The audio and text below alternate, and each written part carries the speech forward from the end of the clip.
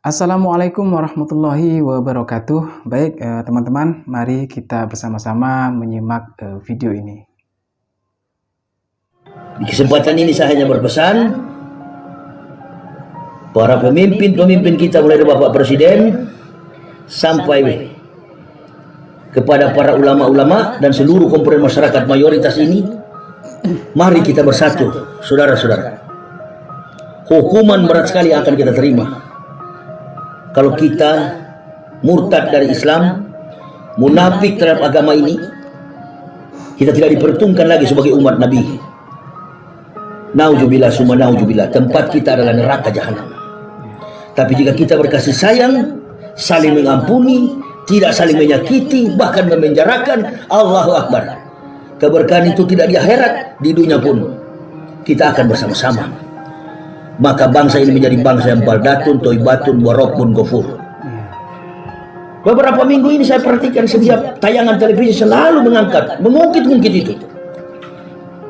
Ini media-media sosial, media-media televisi, informasi yang berkembang, media cetak, hanya menjadi provokator. Ada sekelompok orang yang tidak suka kita bersatu. Komponen masyarakat bangsa ini tidak ada. Dia cuma jumlahnya kecil. Siapa mereka? Mereka yang suka mengadu domba.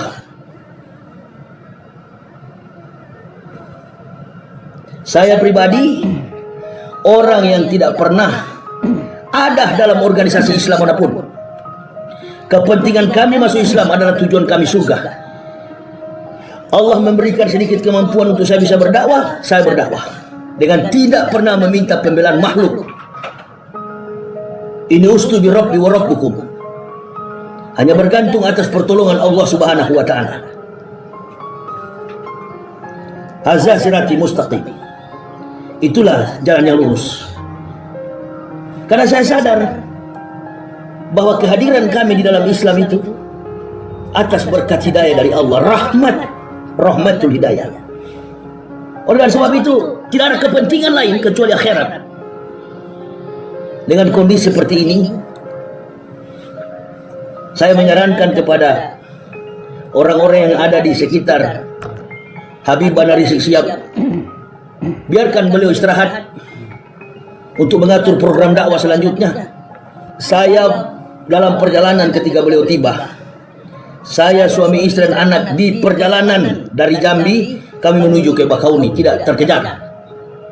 Dan saya sudah berpikir, kalau kami tidak bertemu pada waktu itu, berarti kehendak Allah tidak bisa dipaksakan. Mengapa? Karena situasinya ternyata begini. Belum tentu orang yang di samping kiri kanan Habib Bandar Rizik Syihab betul-betul sama sejiwa dengan beliau. Belum tentu. Sudah banyak contoh. Para ulama-ulama termasuk Habib Bahar yang ada di penjara, tidak ada yang membantu. Lari semua. Ada yang berkepentingan politik mendekati Habib, ada yang mencari-cari muka. Kalau Anda betul-betul mencintai Habib Bandar Rizik Syihab, ikuti cara beliau. Saya saja yang baru masuk Islam ikuti cara beliau. Tidak pernah takut dengan siapapun. Hanya takut kepada Allah dan Rasul. Allahu Akbar. Jangankan sekelas Habib Rizik Syihab, Ustaz Somad aja cuma ngomong di telepon, saya menangis tanya, Abdul Somad. Hanya telepon melalui jarak jauh, saya menangis saking senangnya. Ustaz Saitun Rasmin, kita hanya melalui telepon, saya menangis karena saya bangga dengan ulama-ulama muda, kecerdasan mereka. Apalagi Habib Rizik, orator terbaik. Rugi bangsa ini, rugi. Dan saya tidak yakin Pak Idam Aziz Kapolri, Pak Pangdam, dan Pak Panglima kita tidak suka sama Habib. Tidak, saya tidak yakin. Mereka sayang sama Habib. Saya pun sayang sama Habib. Cuma saya tidak mau tunjukkan. Anda yang banyak-banyak di sekitar Habib Bandar Rizik Syihab, jaga reputasi beliau. Ikuti cara beliau kalau cinta kepada beliau. Jangan cuma mulut kita bangga. Buktikan saya cinta Habib, cinta kepada Habib Rizik Syihab. Bukan cuma cinta berkerumun cerita, tidak begitu.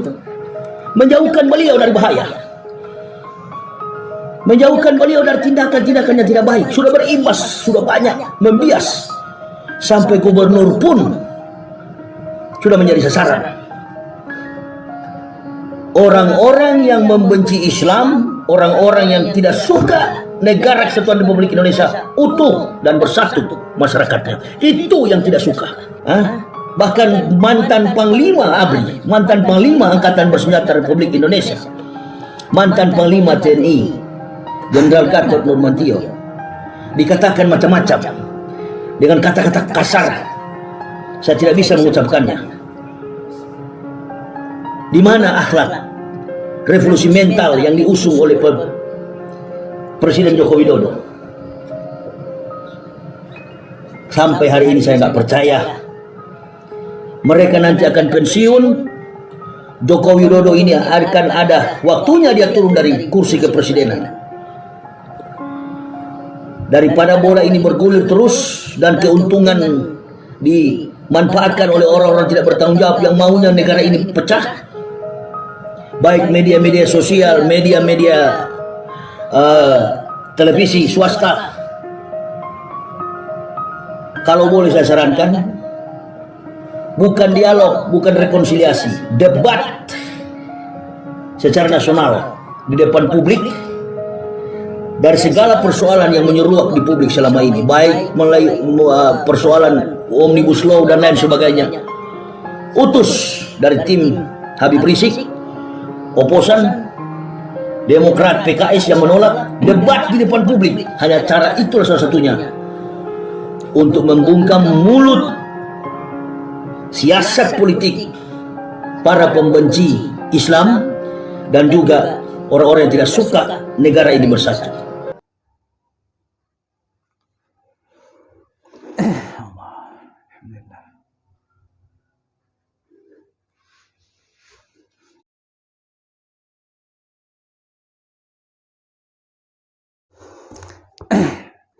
Baik, teman-teman semua, barusan kita sudah bersama-sama menyimak video yang sangat luar biasa, video yang memberikan inspirasi kepada kita semua, yaitu dari seorang ustadz yang sangat luar biasa. Namanya adalah Ustadz Yahya Waloni. Masya Allah, beliau sangat luar biasa teman-teman ya. Beliau adalah mantan seorang pendeta. Pasti teman-teman juga sudah banyak yang tahu siapa beliau, latar belakang beliau seperti apa. Pasti sudah banyak yang tahu teman-teman ya, karena sudah tidak asing lagi nama Ustadz Yahya Waloni di telinga kita. Karena beliau adalah salah satu ustadz yang perjuangan dakwahnya sangat luar biasa teman-temannya.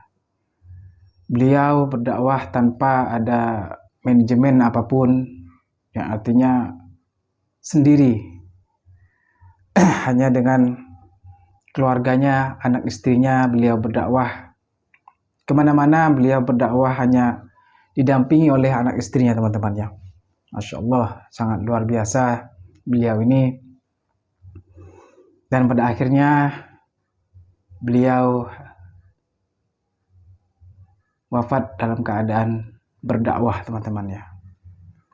Dan itu bertepatan juga di hari Jumat. Masya Allah, sangat luar biasa teman-temannya. Di hari yang baik, di hari yang utama, yaitu di hari Jumat teman-teman, dalam keadaan berdakwah.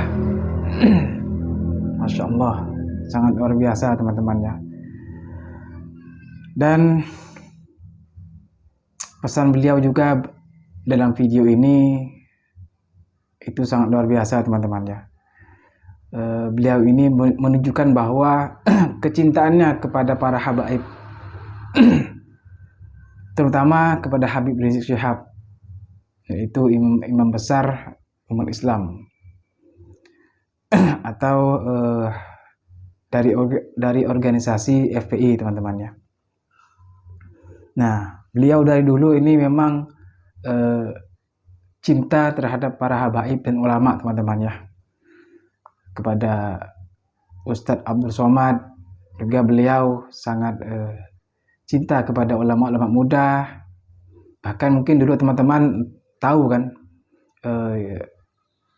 masalah yang terjadi dengan Ustadz Abdul Somad, di mana Ustadz Yahya Waloni ini dengan lantang membela Ustadz Abdul Somad.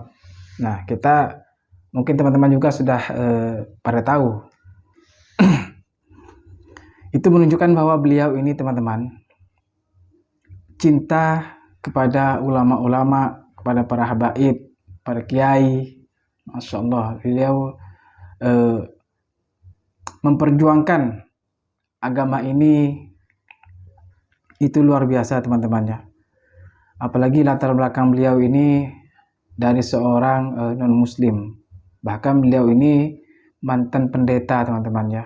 Masuk Islam, mendapat hidayah dari Allah Subhanahu wa Ta'ala, Masya Allah, sehingga beliau ini mengabdikan dirinya untuk menegakkan agama ini. Itu sangat luar biasa teman-temannya. Dan akhirnya beliau sudah tiada meninggalkan umat ini, dan pasti teman-teman ya, umat ini pasti akan merindukan sosok seperti Ustadz Yahya Waloni teman-teman, dimana beliau begitu tegas dalam menyampaikan dakwah-dakwahnya teman-teman ya. Baik, hanya ini teman-teman yang dapat saya sampaikan, yang saya ketahui tentang beliau, bahwa sekali lagi beliau ini sangat luar biasa teman-teman. Baik teman-teman semua, hanya inilah yang dapat saya sampaikan. Jika ada kesalahan dalam apa yang saya sampaikan, mohon dimaafkan teman-teman. Terima kasih sudah menyimak video ini dari awal sampai akhir. Mudah-mudahan video ini bisa menjadikan inspirasi buat kita teman-teman ya. Amin ya rabbal alamin. Baik teman-teman, terima kasih juga sebelumnya kepada teman-teman semua yang sudah mensupport channel ini. Terima kasih banyak, mudah-mudahan juga channel ini bisa bermanfaat. Baik teman-teman semua, saya akhiri. Assalamualaikum warahmatullahi wabarakatuh.